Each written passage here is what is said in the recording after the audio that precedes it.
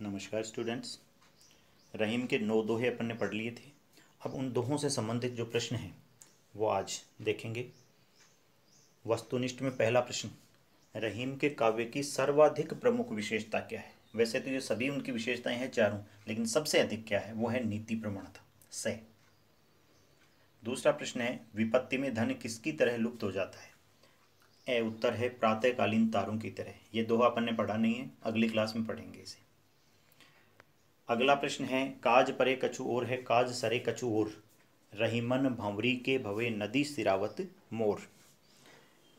प्रस्तुत दोहे के माध्यम से रहीम जी ने मनुष्य की किस प्रवृत्ति का वर्णन किया है, समझाइए।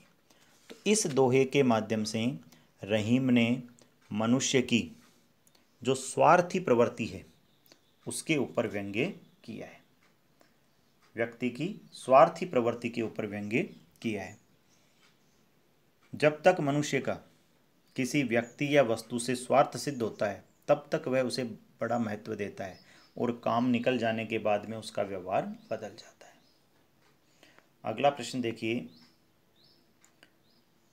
कवि के अनुसार बुरे स्वभाव वाले व्यक्ति कैसे स्वभाव वाले व्यक्तियों की प्रवृत्ति को बदल नहीं पाते हैं, उदाहरण के साथ बताना है। तो रहीम ने कहा है, रहीम ने चंदन के वृक्ष और सांपों का उदाहरण देते हुए बताया है कि अच्छे स्वभाव वाले व्यक्तियों पर बुरे स्वभाव वाले व्यक्तियों की संगति का कोई बुरा प्रभाव नहीं पड़ता है। आगे देखिए, रहीम दास जी ने सज्जन व्यक्ति के रूठ जाने पर भी बार बार मनाने की बात क्यों कही है। रहीम दास जी के अनुसार जो सज्जन व्यक्ति है वह कीमती मोतियों की माला की तरह होता है। जिस प्रकार कीमती मोतियों की माला बार बार टूटने पर भी पिरोई जाती है, उसी प्रकार सज्जन व्यक्ति को भी बार बार रूठ जाने पर मना लेना चाहिए। जिस प्रकार माला हमारी शोभा को बढ़ाती है, उसी प्रकार सज्जन व्यक्ति भी हमारे व्यक्तित्व को, हमारी शोभा को बढ़ाता है, इसलिए उसे मना लेना चाहिए।